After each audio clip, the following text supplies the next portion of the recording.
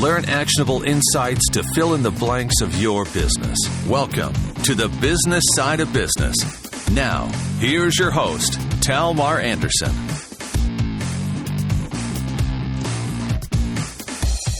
Welcome to the Business Side of Business podcast. I'm your host, Talmar Anderson, and we are here to create actionable insights to fill in the blanks of your business. I am very happy to have with me the wonderful, the fabulous, the absolutely one of my favorite people, Erika Dickstein. How are you, Erika? Hi, Talmar. I'm so excited to be here. Yay! And even better, we are going to walk you through a painful decision for a lot of people. We're going to tell you the things you can look for so that you know when it's time to redo your website. Erika, if it's okay, I'm going to tell everybody a little bit about you. Yeah, but you know what? I'm going to start out by interrupting you. I'm going to totally shocking. Start out by interrupting you because I used to literally call on my website the process of doing the website, doing your pain-free website. It doesn't have to be painful. It can be fun. I promise. We're going to talk about it, but let's not put out into the world painful. So positive and hopeful. I love it. Besides being the wonderful, positive Erika Dickstein loves to break technology down and make it accessible to business owners. Before starting her company, Spring Insight, Erika spent over a decade working for large corporations in marketing and online product management. She started Spring Insight to prove that small businesses could create the same kind of strategic web presence as bigger businesses on a reasonable budget and obviously pain-free. Is that an overstatement? Not that I'm promising anything on your behalf. It is not an overstatement. Doing a website should be fun. Oh, good. I'm thrilled to hear that because for somebody who tries to do things on their own or figure things out, I have much admiration for those that are in the field of creating websites that are really the conversion and connecting with the brand. And there's just so many moving pieces that I really admire people in your field. Thank you. Yes. But okay, we'll talk more about you in a little bit. Instead, right now, we're going to talk about the topic. So we kind of define what we're going to be laying out for everybody. What do I mean when I say knowing when to redo your website? So, with a website, typically, I just actually had a conversation earlier today where I was saying to the person that they have printatitis, where they're creating. Wait. Printatitis. Printatitis. They Okay. have this new website that they've created, and they just refuse to put it online until it's completely perfect. A website is evolutionary. So you never put a website online and say, oh, check mark, the website's done. A website is evolutionary, and it should be something that you're constantly revisiting. On the Spring Insight side, we're right now in the middle of sort of this little refresh period where we're taking and making some little modifications. That's a refresh. A redesign is where you really sort of go back to the basics and you think, okay, it's time for me to rethink the website down to the bones, to think about how I lay out information. What are the technology choices that I'm making? What are the ways in which I take advantage of the World Wide Web to build my business? That's what a redesign is. A redesign is when you really literally sort of go back to ground zero and give yourself the opportunity to rethink how things work on your website.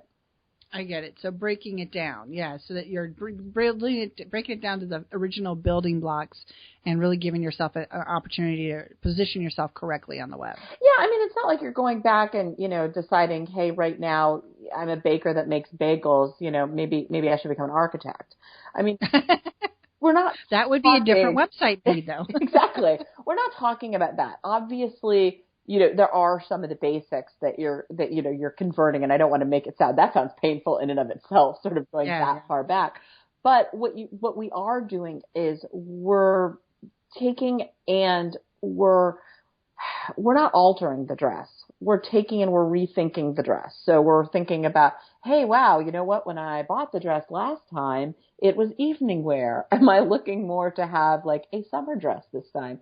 Do you see what I'm saying? So Yeah. And make sure that it's purposeful with the intent that your business is in currently, making it up to date, if you will. purposeful, love that. Yeah. Ah, good word. Yeah. Purposeful. Okay, good. And so will we be talking about both refresh options and redesign options today, or are we going to focus on one over the other? So unless I say otherwise, let's assume that we're talking about redesign. Okay. But where it's relevant, I'll certainly talk about refresh, because the thing about refresh is when you do a bit of a refresh, it really can enliven a website, and it's something that can be done with a lot more ease, with a lot less technical, with a lot less sort of technical intervention. But I think what we're talking about here, what I had envisioned when we talked about was, when is the refresh not quite enough? Ooh, I like is the refresh, when are you beyond the refresh and it's really time to rethink the site? So less tweaking, more consideration of when you need to look at the whole picture. Precisely. Excellent. So then let's just get right into it, Erika. Can you tell us, if a business owner is thinking about redoing their website, what are some of the signs that they can see within their own company's website to know it's time? I think that a lot of it goes down to technology. That's one of the places where I would start.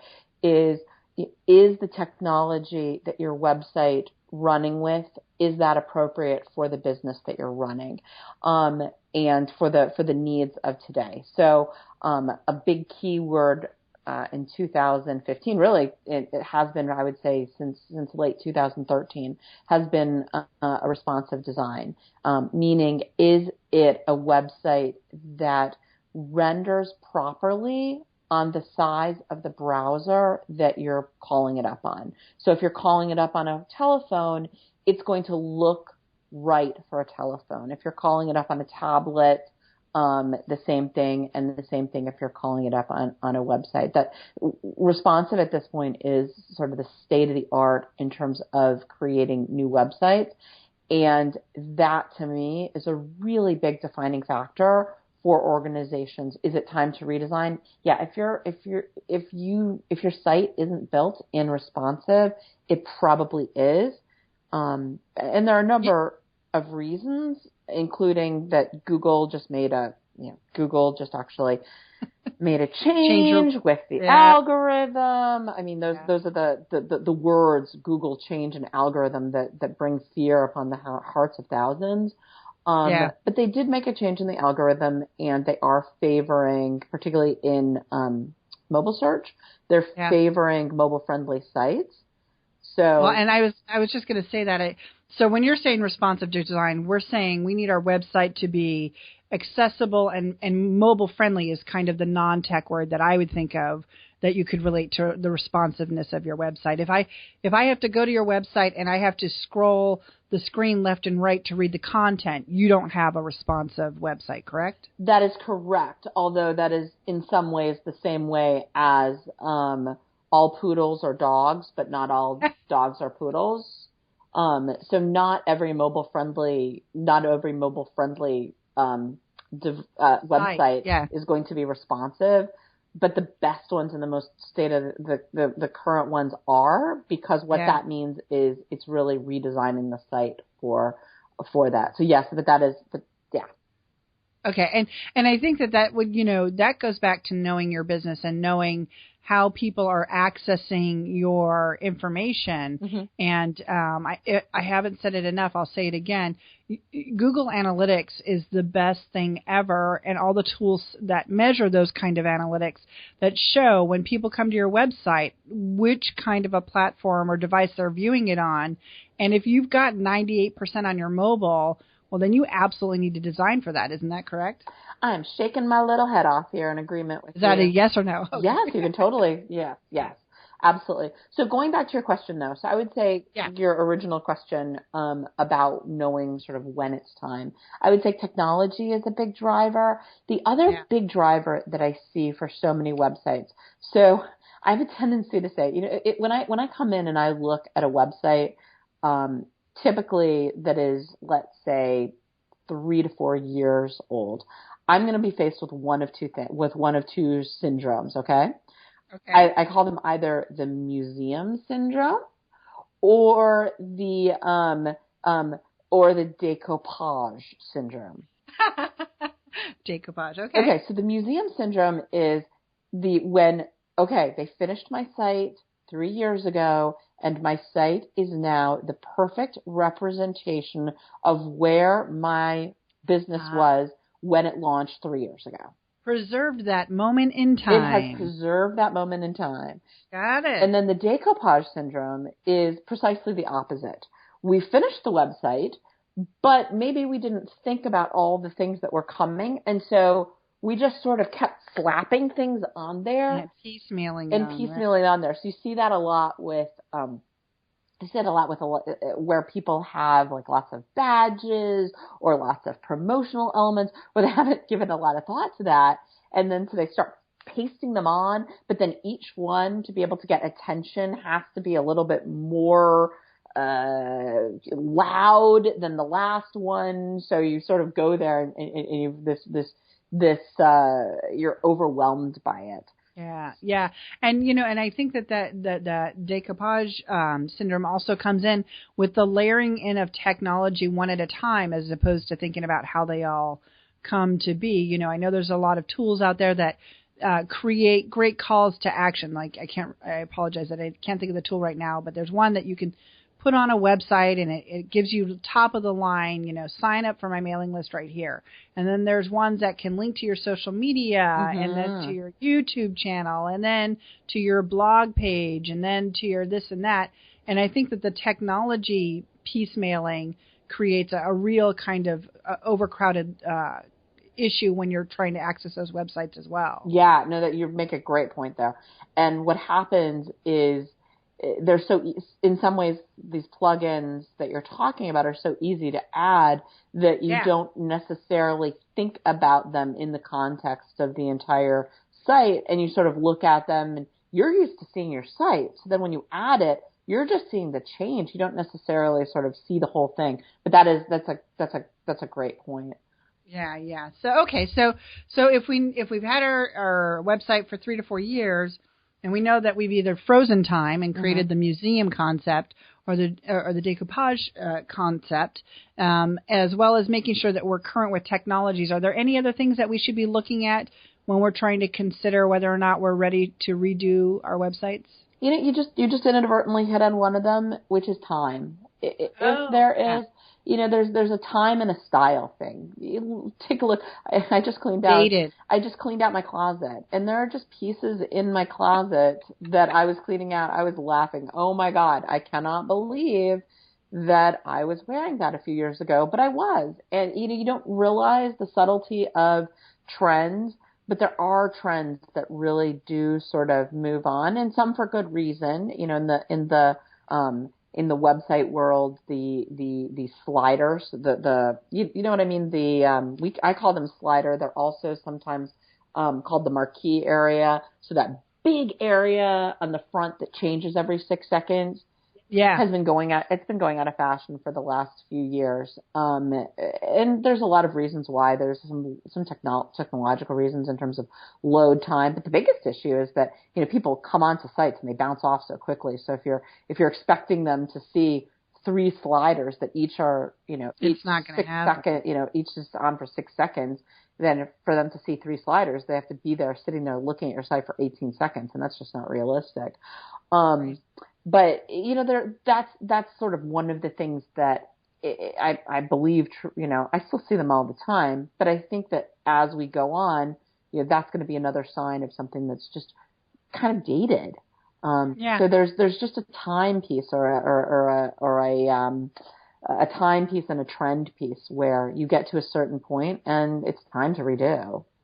Excellent. And if only to make your, it is first impression, right? It's like walking in to, a black tie event wearing your bell bottoms. You're setting a tone, and there's a credibility factor by how current your website is. Wouldn't you say that's correct? Yeah, I do think that is correct. And I'm not a proponent of, you need to change yours, rain or shine every X number of years, because I think that's not realistic for most businesses. And I think that it in some ways it's the sign of a poorly done website if it needs to be redone quite that often. But on the other hand, when you start talking about, websites where it has been 3 or 4 years, it really is probably time to start taking a look at that.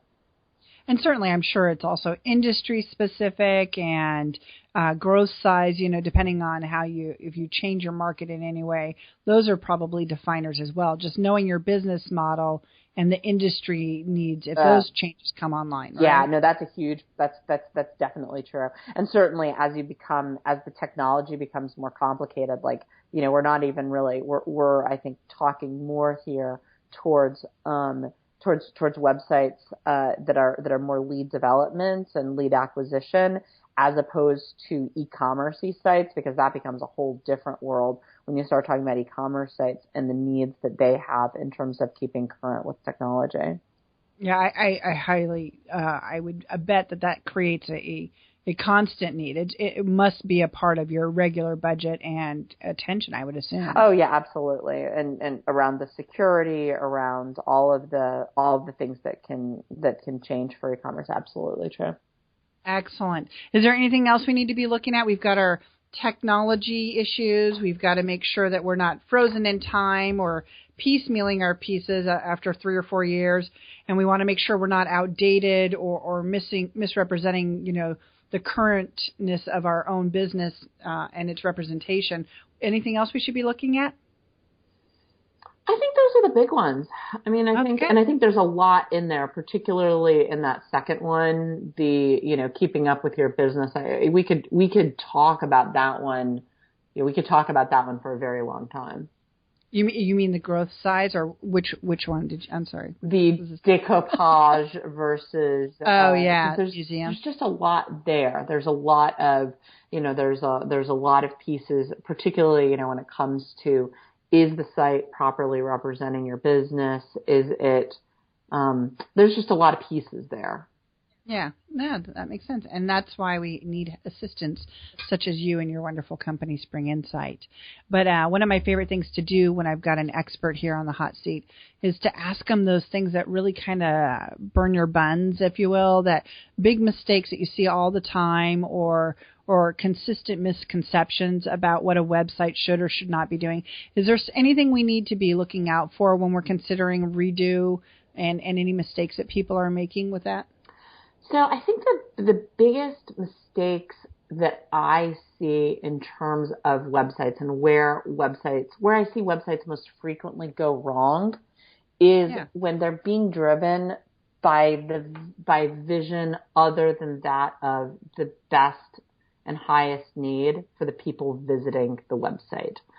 Okay, you're going to have to go into that. Yeah, no, that's a big concept. I see where you're going, but let's draw it out. I'll unpack that a bit. And this happens in a couple of different ways. Sometimes it's very high design websites, so websites that are really trying to express an artistic vision as opposed to get the person who's coming the most quickly to the information that they need. Another place, or, expressing things in terms of the way that the business expresses things, as opposed to, and this can be on any part of the website. This is the content. This is the navigation. So tangible example, in terms of content.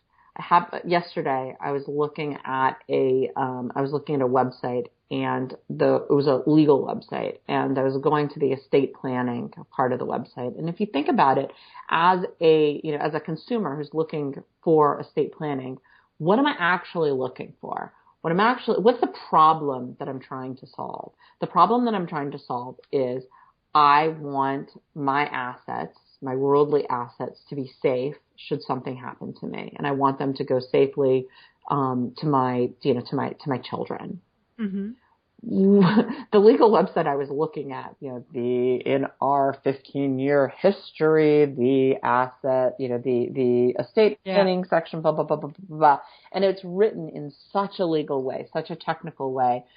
And it just left me completely cold because it's not answering my need. When we start with a website, the place that we start from is always this website is an answer to the problem to your problem. Oh, that makes sense. So the user, so we're going to start from the end user. If somebody's coming here, what's the question they have and how quickly can we give them the answer? That is precisely how quickly can we get them to the part of the website that's going to resolve that answer for them. And do so, and do so in the way that then leads them to the next step, whatever that is. If it's e-commerce, it's adding something to the basket. If it's a lead generation site, it's getting them to get into contact in some way. And so that's interesting because I have always had the impression that within some industries, websites are more of a credibility or a way of confirmation that somebody or something is what it says it is. So while that may be something that's on the website somewhere, it needs to not be the lead. It's literally if you want to know that we're a credible resource, click here kind of situation. Does that sound right? Yeah. So the concept that you're talking about is in industry terms, it's called social proof. Which is this idea of, hey, the website is just here to make sure for people that I'm real. And there definitely is a piece of that. You see like where you see social proof the most is, okay, if I've been on media, I might have a badge from that media on there. And I'm sorry, a badge is a badge. So the logo of whatever. Yeah, as seen on. I see. Yeah. Okay, got it. That does make that's absolutely a piece of it, but it's never smart. I mean, go to a cocktail party. If somebody, you meet somebody and let's say they're a personal coach, okay, and they tell you, oh yes, I've been on this TV show and I've been on this TV show and I've been on this TV show. Is that really going to persuade you, or is it going to persuade you more if the person says, wow, I was just working with a client and they went from this, from revenues of $200,000 to $1 million. That's, wait a minute. So is social proof important? Yes. And if that person has been on ABC News, should they tell it? Of course they should.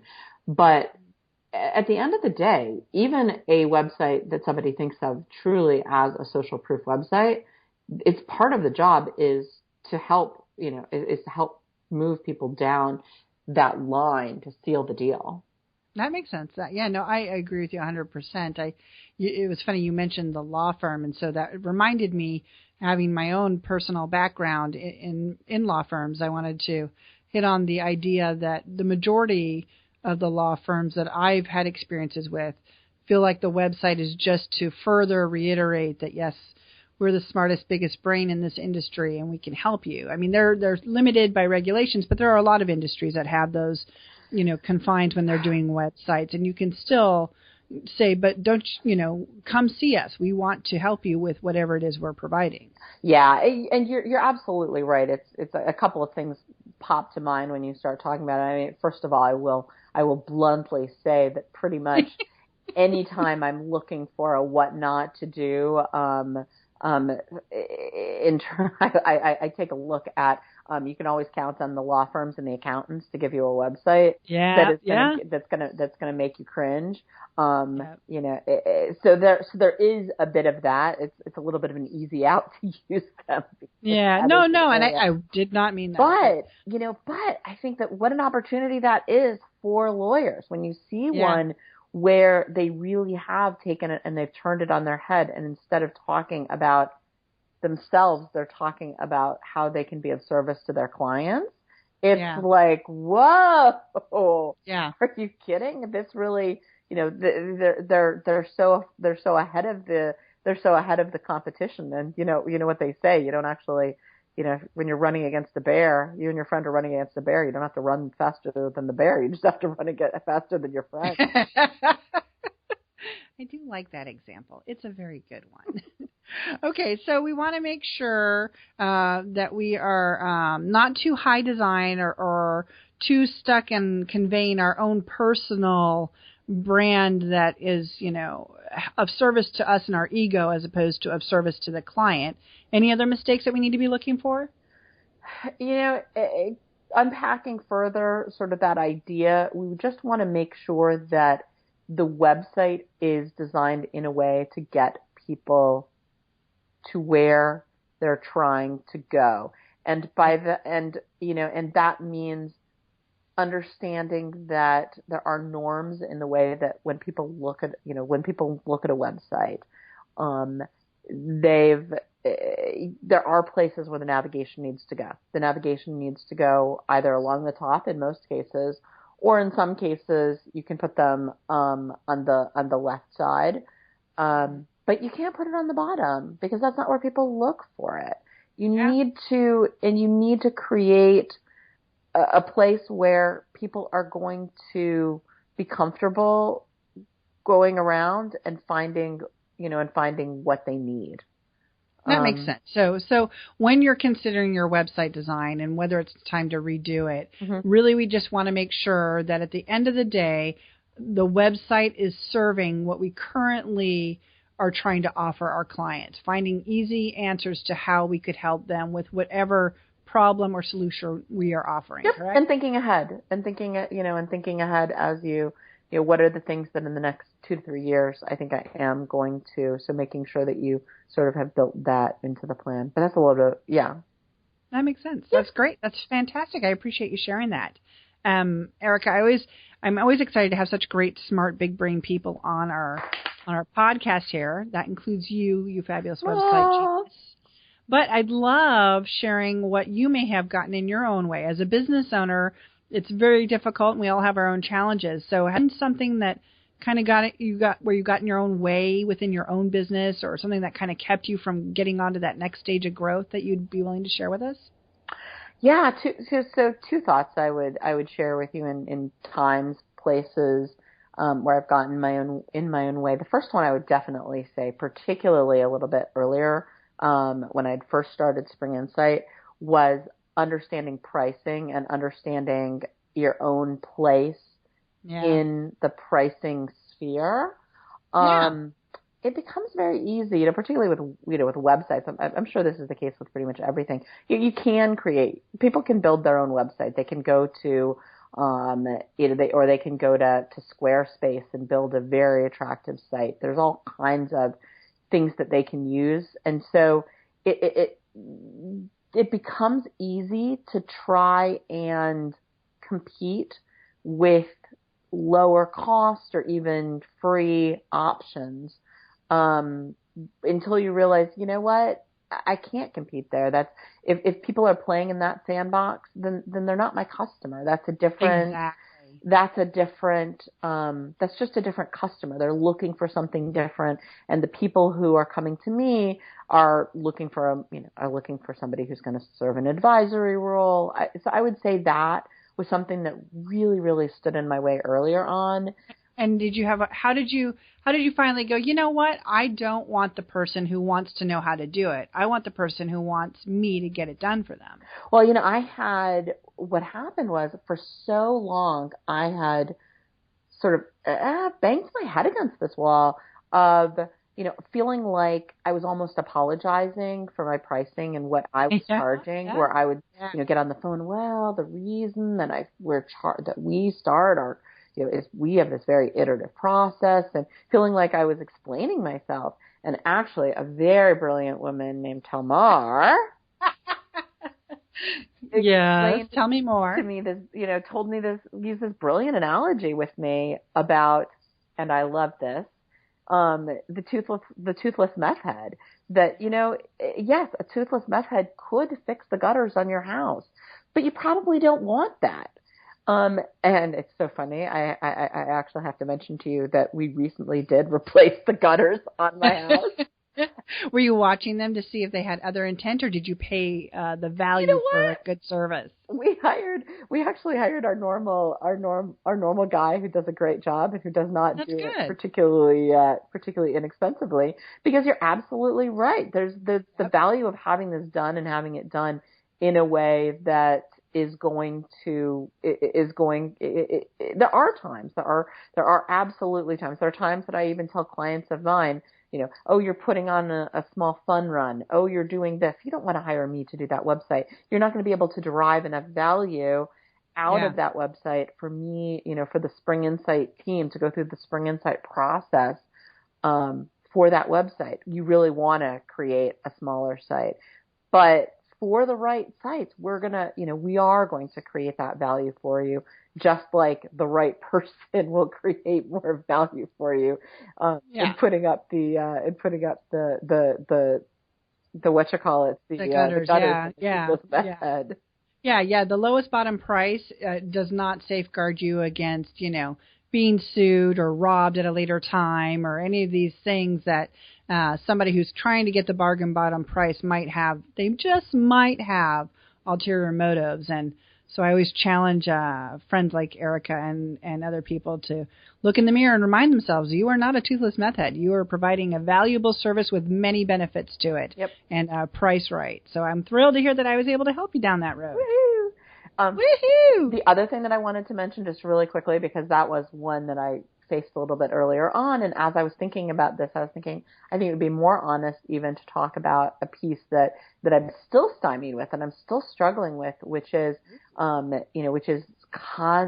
idea of sort of constantly keeping the machine of your marketing, even for us that are marketers, pipeline management, keeping that pipeline going, which is something that I have to say has been, gets to be even more of a struggle. You'd think that it's going to be less of a struggle when you get bigger, but in some ways it actually becomes more of a struggle, because now you have clients and your clients are keeping you busy. And so it's harder to sort of make yourself go out there when you're already busy. But when you don't do that, boy, that project ends and you're like, where's my pipeline? Where'd it go? And it's not there. So that's something that even still, we on the Spring Insight marketing team are figuring that little devil out. Yeah, and that is it is a common occurrence for successful businesses to go through that. And they, sometimes we think, oh, I finally figured out the formula and I've got all these clients coming through the door. That must mean I've got it figured out now. But again, the first thing to get written off the schedule is the networking event or the marketing push out that you wanted to, a blog post that you would consistently get out, newsletters that would be in front of your target markets. And those are the things that we put aside, we say, because we're helping our clients, right? Yeah. And then at the end of the day, we might have helped that one client, but boy, howdy, the company is wondering where the next client's coming from. So you are not alone in that process. And I just remind people to prioritize your company's needs in equality to your clients' needs, because you've got to take care of the company too. An excellent reminder. I'm here for you, sister. It's true. But let's get back to your expertise. And if we're talking about redoing websites and knowing when we need to redo our website, we like to create action. You know me, let's keep moving forward, not just talk about it. So if there was one action item you would love to tell our audience out there that they could do to really assess whether or not it's time to redo their website, what's the one action you would like to see the business owners out there doing today? I'm going to cheat, and I'm going to give you two. That's fine. I'm going to cheat, and I'm going to give you two. Okay, one action would be, action number one, sit down and read your site. Ooh. Like, literally just sit down and read your site. Just go through and read every page. I challenge everybody to do that and not find one place where they say, oh, really? I say that? Or, oh, gosh, why don't I talk about this? It's just a constant. We write it. And even those of us who do this professionally, I still find where I'll go to a page and I'll be like, oh, gosh, really? I really need to update that. That would be item number one. And I think that will give you a really good idea about whether or not, a couple tweaks are going to be able to get you where you want to go, or is it time to sort of think about this in a more comprehensive way? And then my second one is, as you're doing that, come up with a task that you think that somebody who's a typical person who's coming to your site, maybe it needs to accomplish. So it can be, for some, it might be downloading a white paper. For others, it's finding information about a particular service. And then ask somebody who you don't necessarily know and might not even be your target customer to sit down and to do it with you, to see whether or not they're able to accomplish whatever that task is as easily as you think they can. Have you heard of that website? I think it's called User Test. Mm-hmm. Do you know what I'm talking about? Yeah. Would you recommend that in that assigning of a task, or do you think it's just easier just to reach out to a friend and ask somebody to look at it? A little bit apples and oranges, because the user testing.peak, I think is what it's called. I can get you in for show notes. We'll link it on we'll link it on the website. What they do a great job of sort of taking a comprehensive look, and they have a script. So they say, when they get to your site, and they record a video. It's actually really kind of cool. They record your video. When they did mine, I have to tell you, the first thing the person said is, "Oh, it's so purple." Which is a branding mechanism of Spring Insight. You will all note when you go to her website. But that, so they give you sort of more of a comprehensive. That's not quite as pinpointed as figure out this precise task. Yeah. Is it easy to figure this thing out? Excellent. So maybe one or both. But I was just you mentioned it, and so I had to ask your opinion of it. Yep. And I think that those are all just the best hints ever for making us feel like we have a chance of understanding where our websites are at, and if we're okay to let it go with just a little bit of tweaking, or if it's really time to start budgeting and interviewing people that we can work with to get these websites redone. I think that oftentimes it's the transition of getting it out of your hands and getting it into a professional's hands can be a big decider too. So I'm going to encourage you all to check out Spring Insight and Erika and her team, because they do a phenomenal job.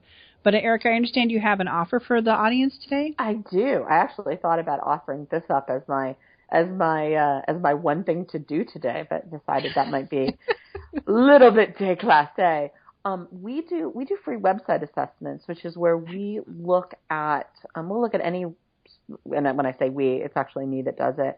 I'll look at any website for 20 minutes and give the person, business owner or representative of the business, ideas on, hey, what are some quick tweaks that you can make? So in the idea, in reference to what are some refreshes that you can do, whether it's adding calls to action to images, et cetera. What are some of the quicker hits? And then Excellent. As in a longer term basis, if you are starting to think about the more comprehensive redesign, what are things that you really want to make sure are addressed? I love that. So get that list started right now on what you need to be thinking about when you go forward. Precisely. And we do them twice a month. Excellent.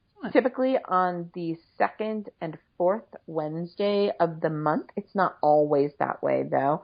But I have a calendar set up, so I know you're going to give the landing page.